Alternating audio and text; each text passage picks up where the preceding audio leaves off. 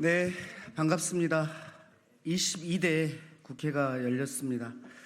저희가 22대 국회에서 새로운 시도를 합니다. 입법 이어달리기라고요. 그 기자회견을 오늘 첫 번째로 합니다. 첫 번째 말씀드리고요. 오늘 참석하신 의원님들 말씀드리겠습니다. 21대 국회의원이셨습니다. 강민정 전 의원님 오셨습니다. 그리고 위성권 우리 삼선 의원님 오셨습니다. 그 다음에 김용만 의원님 오셨습니다. 김윤 의원님 오셨습니다. 김남희 의원님 오셨습니다. 백승아 의원님 오셨습니다. 예, 저는 안양 동안갑을 지역구로 두고 있고요. 당에서는 정책위 수석 부의장을 하고 있는 민병덕입니다. 21대 국회에서 의정활동을 펼친 의원님들의 노고와 그 가치와 그리고 비전을 담은 법안들이 21대 국회 종료와 함께 폐기된 것이 너무나 안타까웠습니다. 이 법들을 22대 국회에서 살려내는 것이 오늘 입법 이어달리기의 취지입니다. 예를 들면 21대 때 땡땡땡 의원이 발의했던 법안의 취지에 공감해서 22대 국회에서 땡땡땡 의원이 발의한다가 골자입니다. 21대 국회에서 미처리된 법안은 22대 국회에서 누군가에 의해서 이미 발의되고 준비도 이루어지고 있습니다. 저는 이를 공식화해서 동료 간의 신뢰도 쌓고 나아가서 우리 민주당의 좋은 문화로 키워갔으면 좋겠다는 생각입니다. 기자회견문 제가 낭독하고 그 다음에 이제 각각 의원님들의 발언을 듣도록 하겠습니다. 민주당 정책위 수석부의장 민병덕 의원입니다. 입법 이어달리기를 시작합니다. 국회의원 본연의 책무는 입법입니다. 하나의 헌법기관으로서 우리 사회에 필요한 법과 제도를 만드는 데 매진합니다. 21대 국회에서 26,853건의 법안이 발의됐습니다. 그러나 여야 대치 속에 21대 국회 종료와 함께 17,398건의 법안이 미처리로 사장됐습니다. 발의된 법안의 60% 이상이 본회의 문턱에도 가보지 못하고 21대 국회 임기 만료와 함께 폐기된 것입니다. 저는 민주당 정책위 수석부의장으로서 민주당의 가치와 비전을 담은 법안이라면 개선 보완해서 22대 국회에서 발의할 가치가 있다고 생각합니다. 누군가에 의해 22대 국회에서 본인의 법안이 발의되길 기대하며 총선 이후에도 법안 발의의 끈을 놓지 않은 분들도 있습니다. 그래서 22대 총선 불출마 선언을 한 의원을 중심으로 첫 번째 입법 이어달리기 참여를 부탁드렸고 기꺼이 네 분 의원께서 본인의 대표 법안을 전해주셨습니다. 입법 이어달리기 에피소드 1입니다. 참가자와 법안을 간략히 소개해드리겠습니다. 교원의 정치적 기본권을 침해하고 있는 현행법의 제한 규정을 개정해서 교원의 정치적 기본권 회복을 도모하는 교원 정치기본법을 21대 국회에서 강민정 의원이 발의했습니다. 이 법안을 강민정 의원과 같은 평교사 출신 국회의원 백승아 의원이 22대 국회에서 이어받습니다. 출산율 세계 최하위, 고령화 속도 세계 최고 수준, 수도권 인구 집중 심화는 우리 사회의 다양한 분야에서 문제점으로 대두되고 있습니다. 이를 해결하기 위해 최종윤 의원은 기존 저출산 고령사회 기본법을 대체하고 포괄해서 우리가 직면한 인구 구조 변화에 종합적이고 체계적으로 대응하는 인구정책 기본법을 발의했습니다. 이 법안을 경기 하남을 같은 지역구죠. 그 지역을 이어받은 김용만 의원이 바통 터치합니다. 신용회복지원협약 대상의 이동통신사업자, 통신과금 서비스 제공자, 국민건강보험공단을 명시적으로 포함시키면서 개인 채무자의 실질적인 채무 부담을 경감시키는 비금융 채무 조정을 위한 제도적 기반을 홍성국 의원께서 만들고자 하셨습니다. 이 법안을 제22대 국회 개원 민주당 중점 추진 법안으로 선정됐고 위성권 삼선 22대 국회에서 의원께서 22대 국회에서 대표 발의하실 예정입니다. 백신 부작용 피해 지원을 확대하고 접종자에게 인센티브를 주는 포괄적 팬데믹 포상지원법은 김윤 의원, 부모의 법적 지위나 출산지와 관계없이 모든 아동의 출생 등록을 포함해 이 땅의 모든 아동이 법의 테두리 안에서 보호받을 수 있도록 하는 외국인 아동 출생 등록법은 김남희 의원이 이어갑니다. 또한 현행법이 총액 벌금제를 채택하고 있어 동일한 벌금형이 선고될 경우 범죄를 저지른 사람의 재력에 따라 형벌의 효과가 달라진다는 지적이 있었습니다. 따라서 벌금형의 일수 정액을 피고인의 경제 사정에 따라 결정하는 자산 비례 벌금제를 제가 이어받아 하겠습니다. 그리고 이 세 법안 모두 소병철 의원이 국회에서 발의해 주길 부탁하셨습니다. 입법 이어달리기 취지에 공감하는 동료 의원이 늘어나고 있습니다. 이른 시일 내에 입법 이어달리기 에피소드 2로 인사드리겠습니다. 윤석열 대통령의 습관적 거부권 행사와 여당의 일상적 반대와 민생 허언증을 뚫고 민주당의 가치와 비전을 담은 법안을 22대 국회에서 통과시켜 나가겠습니다. 감사합니다. 오늘 참석해 주신 의원님들의 발언을 듣도록 하겠습니다. 먼저 21대 국회에서 의정활동을 펼치신 강민정 의원님의 말씀을 듣겠는데요. 듣기 전에 꽃다발을 먼저 좀 증정을 드리겠습니다.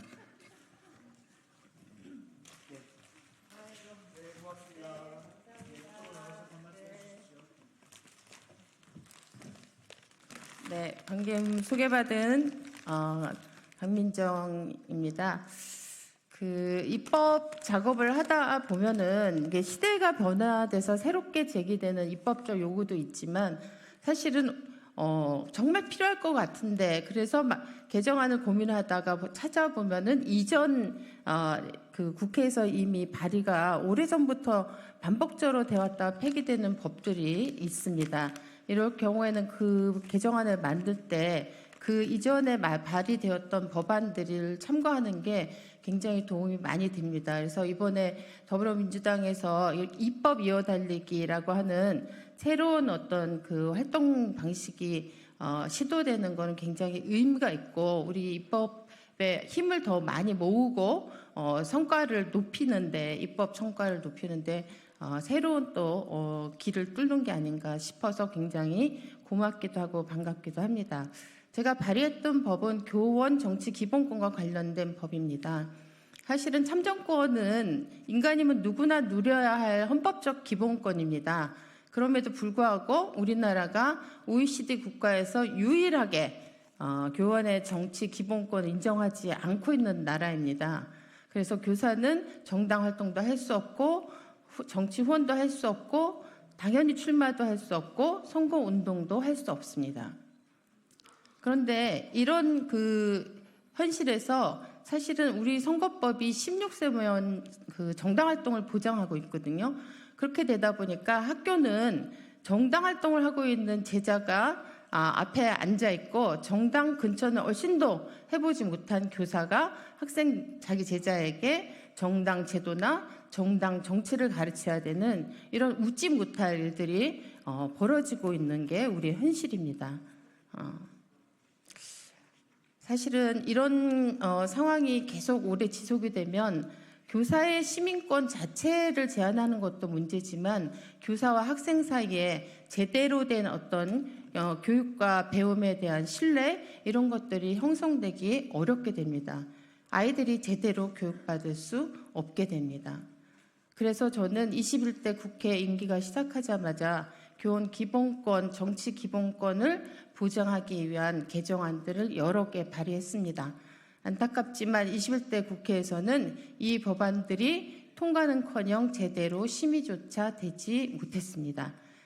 이제 22대 국회가 시작됐습니다. 여기 제 옆에 함께 서 계신 백승아 의원님을 중심으로 우리 더불어민주당과 22대 국회 전체가 우리 교사의 정치 기본권을 보장해서 민주주의를 더 넓히고 확대하고 우리 아이들의 교육도 제대로 이루어질 수 있도록 반드시 이 개정안들이 22대에서도 이어져서 통과될 수 있기를 간절히 바랍니다.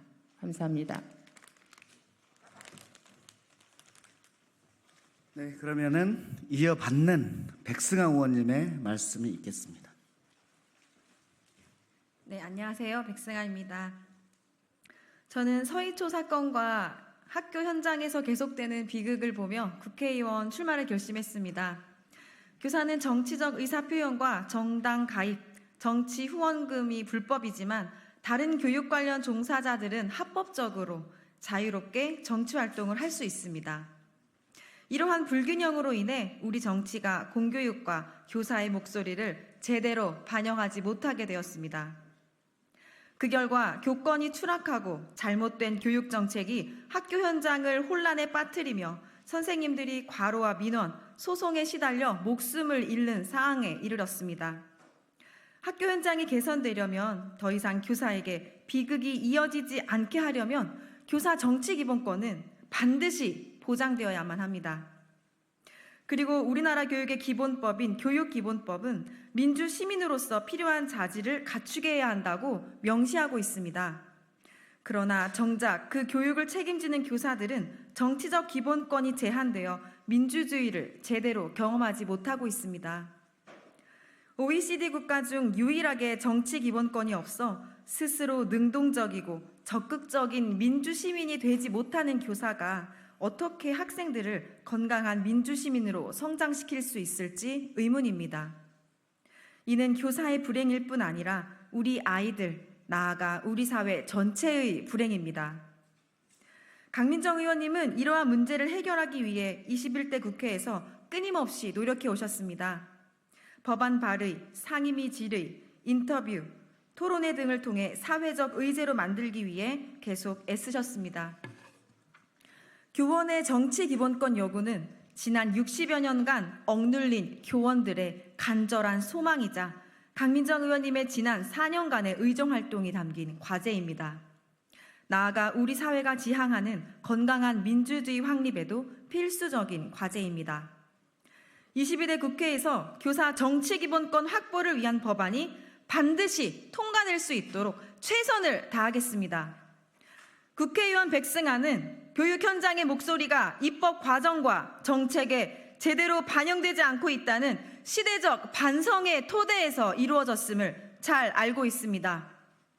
현직 교사의 현장성과 전문성을 바탕으로 더 좋은 교육 및 교육 환경을 만들기 위해 22대 국회의원 임기 동안 헌신적으로 의정활동에 임할 것을 약속드리겠습니다. 감사합니다. 네, 다음은 홍성국 의원님의 법안을 이어받는 위성권 의원님의 발언이 있겠습니다. 네, 반갑습니다. 더불어민주당 제주 서귀포시가 지역구인 국회의원 위성권입니다. 지난 수년간 윤석열 정부는 코로나19, 고금리, 고물가 위기 극복의 비용을 개인의 부채로 전가했습니다. 국가의 짐을 대신 짊어진 우리 국민은 채무 상환의 압박에 시달리며 한계 상황에 내몰렸습니다. 실제로 지난해 빚을 갚지 못해 신용회복위원회에 채무조정을 신청한 국민이 18만 명을 넘어섰습니다. 2006년 이후 18년 만에 최대 수준이라고 합니다. 법원에 개인회생, 파산을 신청한 인원은 재작년보다 24% 늘어난 16만 2천 명에 달한다고 합니다. 정부가 떠넘긴 빚이 버거워도 너무 버겁다고 합니다. 많은 채무자들이 다시 일어서고 싶어도 낡은 제도 탓에 좀처럼 속력을 내지 못하고 있습니다. 그러나 재기 의지가 있는 채무자는 무슨 수를 써서라도 초기에 구제해야 더 큰 사회적 비용 투입을 막을 수 있습니다. 더불어민주당이 곁에서 함께하며 앞장서서 길을 내겠습니다. 그 일환으로 21대 국회 홍성국 의원께서 발의한 서민금융지원법 일부 개정안에 대한 입법을 22대 국회에서 저 위성권이 이어가겠습니다. 신용회복위원회가 금융채무뿐만 아니라 비금융채무까지 조정할 수 있도록 하는 내용을 담았습니다. 미납 통신비, 체납 건보료부터 국가가 조정할 수 있게 하겠습니다. 재기 지원 제도 사각지대에 있는 비금융 채무가 새 출발을 꿈꾸는 이에 구직을 가로막는 악순환을 끊겠습니다. 비금융 채무를 상환할 방법이 없어 불법 사금융을 찾도록 내버려두지 않겠습니다. 본 개정안은 지난해 4월 민주당이 대한법률구조공단을 방문해 현장 입법 간담회까지 개최하며 추진한 정책입니다. 이재명 대표가 직접 국민께 추진을 약속했습니다. 그런데 올 초 총선을 앞둔 윤석열 정권이 말없이 정책을 가로채더니 추진하는 신용만 하고 말았습니다. 이를 비판하자 여당인 국민의힘은 지금이라도 그 강력한 180석으로 통과시키면 되지 않느냐는 후한무치의 비아냥으로 응수하였습니다. 우린 더 이상 머무르거리지 않겠습니다.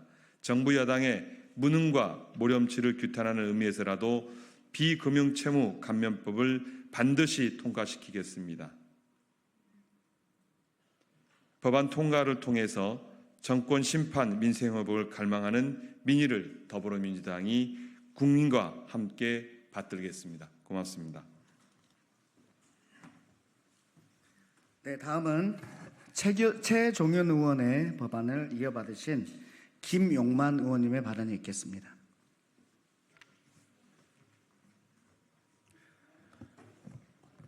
네, 저는 21대 국회에서 최종윤 의원님께서 발의하셨던 인구정책 기본법을 이어받아 22대 국회에서 발의합니다. 우리가 당면한 저출산 문제와 인구구조의 변화에 대응하는 것은 당연히 발벗고 나서야 할 문제라고 생각했습니다. 특히 22대 총선에서 물심양면 저를 같은 지역인 하남에서 도와주신 최종윤 의원님께서 천착하셨던 문제이고요. 그 뒤를 잇는 제가 당연히 추진해야 하는 핵심 과제 중 하나라 생각해서 이 법안을 이어받게 되었습니다. 현재 우리는 저출산이라는 시대적 과제 앞에 엄청난 인구 구조의 변화를 겪고 있습니다. 그 변화는 사회 전체에 큰 파급 효과를 주고 있지만 현행법으로 대응하기에는 한계가 많습니다. 20여 년 전 만들어진 저출산 고령사회 기본법은 어떻게 더 많이 낳게 할 것인가, 출산율 제고에만 초점을 두어왔기 때문입니다. 그 결과 인구 구조의 변화가 미치는 범사회적 효과는 제대로 대응되지 못했습니다.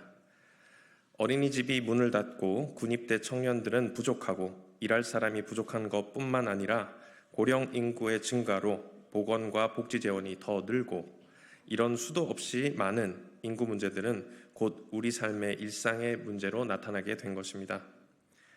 인구정책 기본법은 쉽게 말해서 출산율 제고뿐만 아니라 범사회적으로 파급 효과가 있는 인구구조 변화에 대한 대응에 취지를 두고 있습니다. 인구 감소 대책뿐 아니라 고령사회 대책, 지역 소멸 대책 등 세 가지 측면을 포괄할 수 있는 정책 근거를 마련해서 기존 저출산 고령사회 기본법을 대체하고 또 보완해 나갈 것입니다. 또 인구구조 변화가 가져다주는 갈등과 격차 해소, 지역과 나이에 상관없이 전생에 걸쳐 건강하고 안전한 삶을 위한 국가의 의무도 이 법의 지향점에 포함됩니다. 22대 국회가 인구 문제라는 시대적 과제를 반드시 해결할 수 있도록 제가 앞장서겠습니다. 감사합니다. 네, 다음은 소병철 의원님의 세 가지 법이 있는데요. 그중에서 감염병 관련해서 이어받으시는 우리 김윤 의원님의 말씀이 있겠습니다.